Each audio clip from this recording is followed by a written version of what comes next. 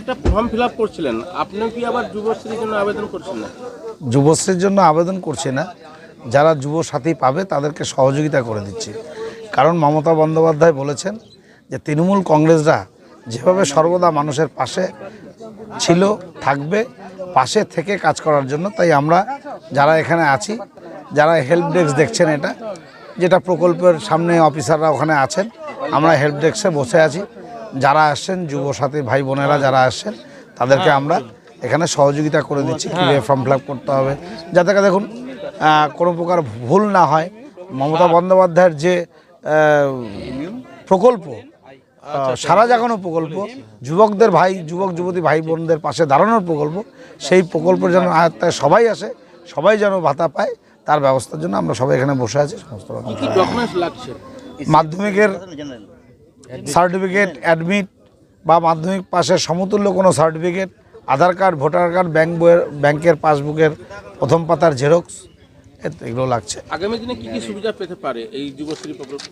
এটা তো দেখুন বলে দিয়েছে গভর্নমেন্ট, মমতা বন্দ্যোপাধ্যায় ঘোষণা করেছে 1500 টাকা করে পাবে 21 থেকে 40 বছর, সেই টাকাটাই পাবে। বিভিন্ন ইমেল আইডি নেওয়া হচ্ছে, যেগুলো ফর্মের মধ্যে যা যা রিকোয়ারমেন্ট সবই ফিল আপ করা হচ্ছে। কত বয়স থেকে কত বয়সে? 21 থেকে 40। এই ক্যাম্পে কারা কারা উপস্থিত হয়েছিলেন আপনারা এখানে? আমরা এখানে আমাদের কালিয়াগঞ্জ পৌরসভার চেয়ারম্যান, বিভিন্ন সমস্ত ওয়ার্ডের যারা আমাদের তৃণমূলের কাউন্সিলররা ছিল তারা, আমাদের তৃণমূল কংগ্রেসের যারা কর্মী, ছাত্র, যুব এবং বিভিন্ন শাখা সংগঠন যারা জড়িত আছেন তাদের প্রধান, প্লাস শাখা সংগঠনের যারা কর্মীরা সবাই, প্লাস ওই যেখানে ডেস্ক করেছে আর কি, সেখানে পৌরসভার সমস্ত কর্মীরা আছে, সেখানে ফর্ম দিচ্ছে, রেজিস্ট্রেশন নাম্বার নিচ্ছে, তারাই জমা নিয়ে নিচ্ছে।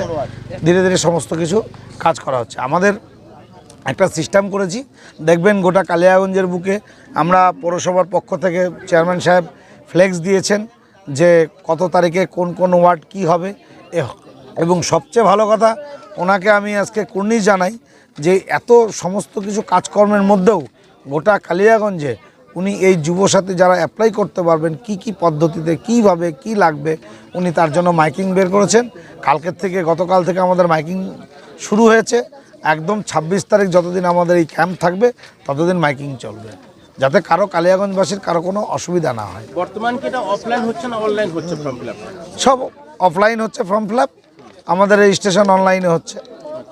হওয়ার পরে এটা পক্ষ থেকে অভিযোগ করা হয়েছে অনলাইন কেন হচ্ছে না, শুধু ক্যাম্পেই হবে কেন? শোনেন, অভিযোগ তো থাকবে, ওরা তো করার জন্য একটা জিনিসই আছে, অভিযোগ।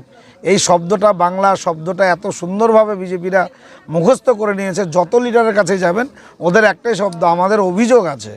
কি অভিযোগ, কি পরিষ্কার, কার পাশে দাঁড়িয়েছে, তাদের গভর্নমেন্ট কি বলেছে। 15 লক্ষ টাকা বলেছিল নরেন্দ্র মোদী 14 সাল থেকে আজকে 11 বছর হয়ে গেল, কার অ্যাকাউন্টে ঢুকেছে? আপনি তো রিপোর্টার, আপনি শুনুন তো এখানে যতজন আছে কার পকেটে ঢুকেছে। তো ভ্রান্ত প্রতিশ্রুতি দিয়ে সরকার কিছুদিন থাকতে পারে, মমতা বন্দ্যোপাধ্যায়ের মতন থাকতে পারবে না। আমরা দৃঢ় বিশ্বাস চতুর্থবারের জন্য আবার মুখ্যমন্ত্রী মমতা বন্দ্যোপাধ্যায় হবে। আর আমি আপনাদেরকে আগেও বলেছি, এইবার কালিয়াগঞ্জ বিধানসভায় আমরা বিধায়ককে পাঠাবই বিধানসভায়, এবং আমরা জিতাবই বিপুল ভোটে। আচ্ছা, বিরোধীরাও কি আবেদন করতে পারবে? বিজেপি, কংগ্রেস সবার জন্য মমতা বন্দ্যোপাধ্যায় তো বলেছে, ইন জেনারেল, সিপিএমের মতন না তো, যে মেম্বাররা বলতো তুমি কোন বাড়ির লোক, সিপিএম হবে না, তুমি কোন বাড়ির লোক, কংগ্রেস হবে না, তুমি কোন বাড়ির লোক, বিজেপি হবে না। আমাদের জাতি ভেদাভেদ নেই, সাম্প্রদায়িকতার কোনো ব্যাপার নেই, আমাদের নির্বিশেষে সবাই, সকল যুবক যুবতী ভাই বোনেরা যারা আছেন সবাই, সে যে পরিবারের হোক, লক্ষ্মীর ভাণ্ডার কোনো ক্লাসিফিকেশন নেই, সবুজ সাথী কোনো ভাগ নেই, যত 74টা 84টা প্রকল্প আছে আপনি দেখেছেন, আজ অবধি কোনো ভেদাভেদ নেই। আমি বলছি, আপনি দেখবেন কালিয়াগঞ্জে যারা বিজেপি বা অন্য কোনো রাজনৈতিক দলের সাথে যুক্ত আছে তাদের বাড়িতে নিয়ে যান আর জিজ্ঞাসা করবেন লক্ষ্মীর ভাণ্ডারটা পেয়েছেন, বলবে হ্যাঁ সময় মতন পেয়ে গেছি।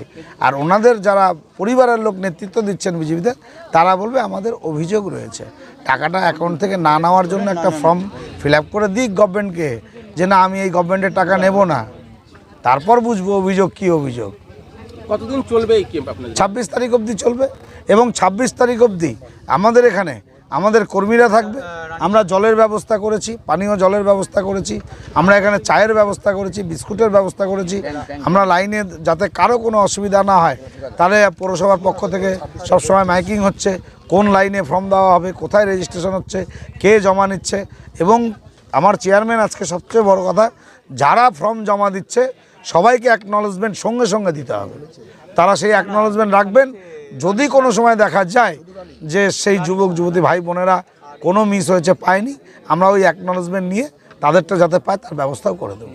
আচ্ছা, যারা লক্ষ্মী ভান্ডার পায় তারা কি আবার না, এরা বলে দিয়েছে যদি গভর্নমেন্টের কোনো সুযোগ সুবিধা ভাতা পান তাহলে সে পাবে না।